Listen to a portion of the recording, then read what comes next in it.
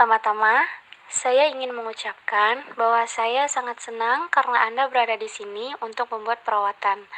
Karena butuh keberanian yang kuat untuk datang mencari bantuan. Dan saya sangat yakin jika kita bekerja sama, hidup Anda bisa menjadi lebih baik. Atasan saya bersikeras menyuruh saya untuk pergi ke psikiater dan mengirim saya ke program bantuan karyawan, yang dimana saya diberitahukan bahwa mengalami depresi berat yang mengakibatkan tidak berfungsi dalam bekerja. Oke, apa arti dari kata-kata depresi berat bagi Anda sendiri? Saya merasa ada sesuatu yang salah dengan diri saya. Bagaimana jika saya tidak bisa mengendalikannya? Kata-kata seperti depresi berat itu merupakan label yang digunakan oleh para pakar profesional kesehatan mental sebagai diagnosis yang resmi. Dan yang terpenting adalah melihat bagaimana Anda itu bertindak. Oke, apa yang Anda lakukan atau bagaimana Anda berperilaku yang itu tuh membuat Anda menyebut diri Anda depresi? Saya tahu saya depresi dan saya nggak kuat ngerasain hal ini. Saya benci. Saya pikir penting bagi Anda untuk segera mendapatkan kelegaan dari perasaan sedih ini. Mari kita bahas tentang apa yang dapat membantu Anda supaya tidak terlalu sedih dan merasakan lebih lega. Baik, kita dapat bekerja sama untuk menetapkan beberapa tujuan khusus untuk Anda dengan segera. Ya, saya mau melakukan itu. Memang situasinya sangat sulit. Saya hampir setiap hari memikirkannya. Seberapa sering Anda memikirkan hal itu dan bagaimana situasinya? Setiap hari. Setiap hari saya memikirkannya. Oke, karena Anda mengatakannya setiap hari, dalam artian itu sepanjang waktu, apakah pernah satu waktu saja Anda tidak memikirkannya?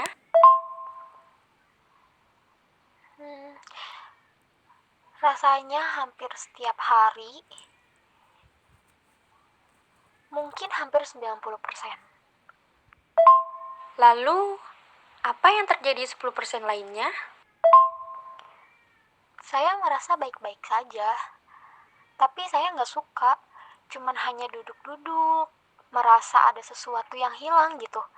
Tapi yang membuat saya terganggu adalah kadang tiba-tiba saya tuh menangis, lalu pergi ke toilet, tidak ikut makan siang, tidak ikut kumpul-kumpul, bahkan saya tidak mau berbicara dengan banyak orang, atau hanya sekedar basa-basi. Pokoknya saya tuh menghindari hal itu semua. Apakah Anda menghindari sesuatu? Saya sangat malu. Saya tidak ingin siapapun tahu apa yang sedang terjadi dengan saya. Makanya saya menghindari orang-orang.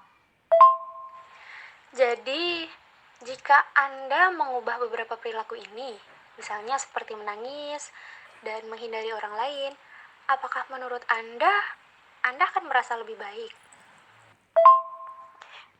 Ya, saya kira begitu. Ya, mari kita lihat juga perilaku yang lain yang mungkin ingin Anda ubah. Oke, sebelum itu, bolehkah saya meminta Anda untuk menggambarkan atau menjelaskan aktivitas sehari-hari Anda? Tolong beritahu saya apa saja yang Anda lakukan. Baiklah. Jadi, saya bangun pukul 2 atau 3 pagi dan saya khawatir tentang apa yang Tuti lakukan terhadap saya. Saya bangun, menyalakan rokok, menyalakan TV, dan menatapnya. Saya tidak terlalu menontonnya sih. Saya lelah dan mencoba untuk tidur kembali. Sebagian besar, waktu saya tidak bisa tidur hingga pukul 5 pagi. Kemudian, saya harus bangun pukul 6.30. Saya mendengar alarm dan menyeret diri saya keluar dari tempat tidur. Sebelum dia pergi, Tuti membangunkan saya dan membuatkan kopi untuk kita berdua. Dan kami meminum kopi itu bersama dan mendiskusikan hari kami. Sekarang saya sendiri. Jadi karena kehilangan momen minum kopi bersama Tuti di pagi hari. Bahkan yang dulunya itu adalah sumber kesenangan yang utama. Lalu, apa yang Anda lakukan untuk mengganti momen menyenangkan itu? Tidak ada. Saya hanya melewatkan kopi sekarang. Minum kopi membuat saya merasa terlalu kesepian, terlalu hampa. Saya menyetir untuk bekerja lebih awal. Saya mengocok kertas-kertas saya dan menunggu makan siang. Akhir-akhir ini tidak ada yang meminta saya untuk pergi makan siang. Jadi, saya pergi keluar untuk merokok dan kemudian kembali ke meja saya dengan membawa sandwich. Lalu, Saya pulang dan menonton TV. Saya tidak ingin keluar dan melakukan apapun. Itu hanya membuang-buang waktu saja. apakah ada hal lain yang Anda lakukan yang bisa membuat Anda senang? Tidak, saya orang kuat dan sekarang saya ingin sendiri untuk merawat luka saya.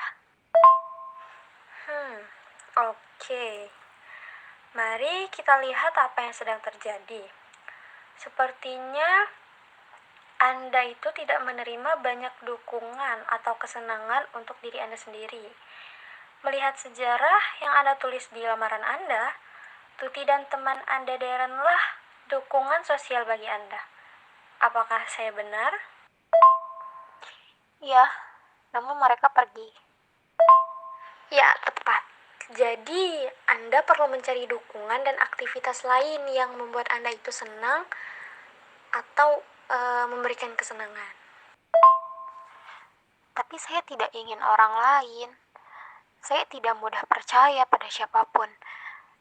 Tapi saya rasa Anda benar juga.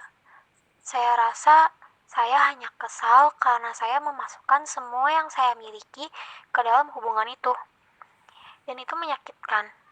Saya harus mengubah kebiasaan saya. Yaps, tentu saja.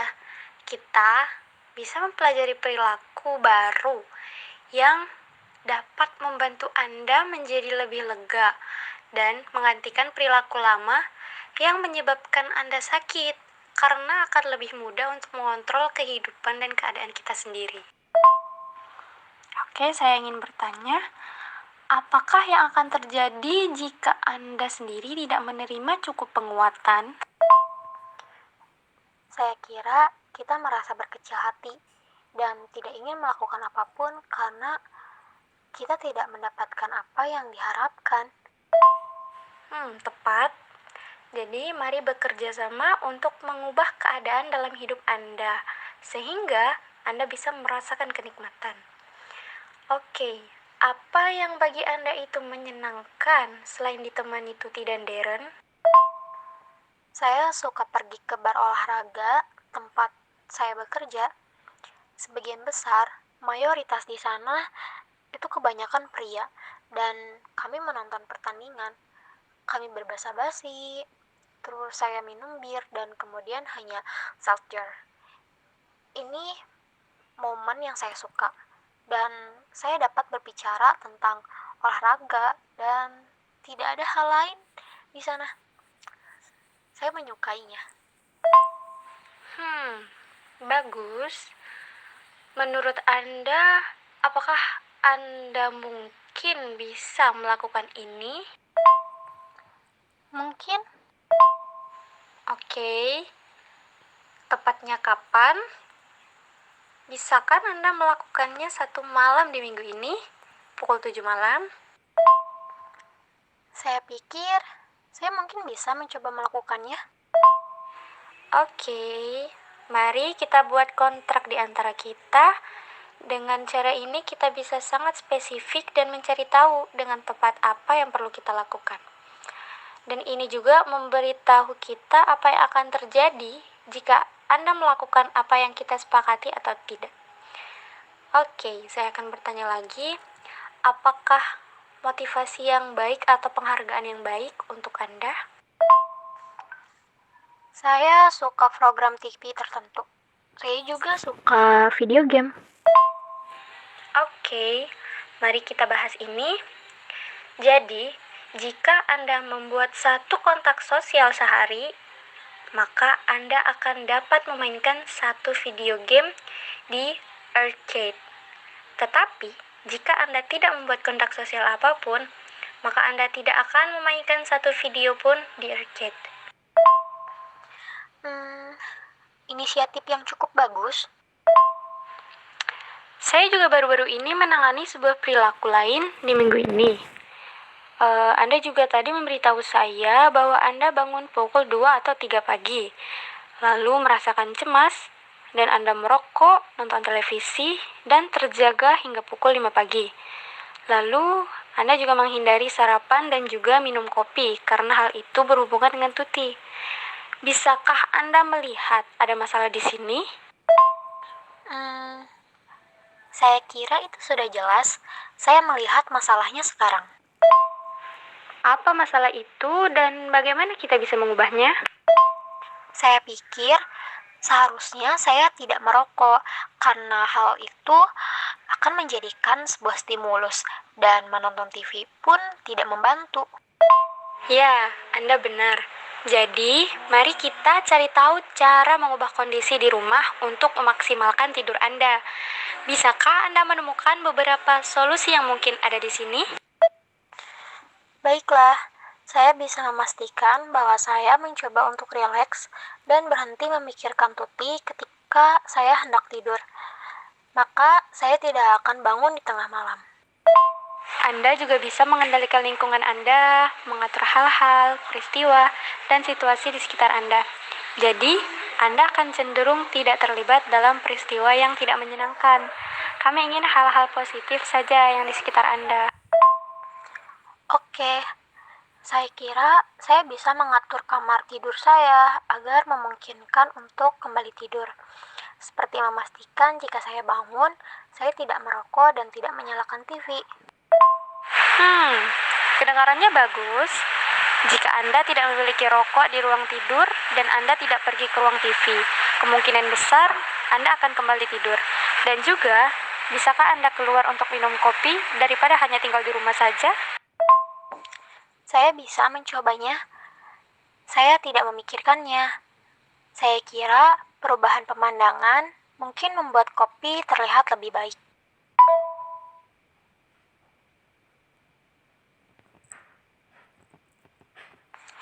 Minggu ini saya berhenti di sport bar pada hari Senin untuk menjaga kontrak kami. Kemudian, saya kembali pada hari Selasa karena itu jauh lebih baik daripada sendirian. Saya juga makan siang 3 kali seminggu ini. Dan tahukah Anda, tangisan di tempat kerja saya itu mulai berhenti. Bagus. Jadi Anda telah mengurangi menangis dari yang awalnya 6 kali sehari menjadi bahkan hanya sekali saja setiap 2 hari. Ya, saya juga mengerjakan pekerjaan lain. Oke, bagaimana Anda melakukannya? Saya punya rencana. Ketika Anda membandingkan baseline 5 hari saya dengan apa yang saya lakukan sekarang, itu cukup bagus, bukan? Tentu saja, saya sangat terkesan dengan kemajuan Anda. Saya rasa sekarang saya mengerti bagaimana orang yang mengalami depresi kurang mendapatkan dukungan. Sepertinya Anda telah mempelajari dasar-dasar untuk memodifikasi perilaku. Sejak berbincang dengan Anda, saya sadar dan Anda cukup menguatkan saya. Jangan ragu untuk mampir kapan saja ya. Ya, terima kasih. Saya akan melakukannya jika saya merasa mundur. Buku yang kami gunakan yang menjelaskan tentang program modifikasi diri itu sangat membantu. Setelah saya mempelajari cara melakukannya, saya dapat menggunakannya lagi setiap kali saya perlu menangani masalah baru. Ini memberi saya dasar-dasar yang saya butuhkan sehingga saya dapat mengidentifikasi apa yang mungkin mempertahankan perilaku dan tidak diinginkan. Saya beruntung telah mempelajari caranya. Saya memiliki metode yang dapat membantu saya mengatasi sebagian besar masalah saya. Tapi Anda benar-benar telah membantu saya, dan saya menghargai itu. Terima kasih. Baiklah, sama-sama.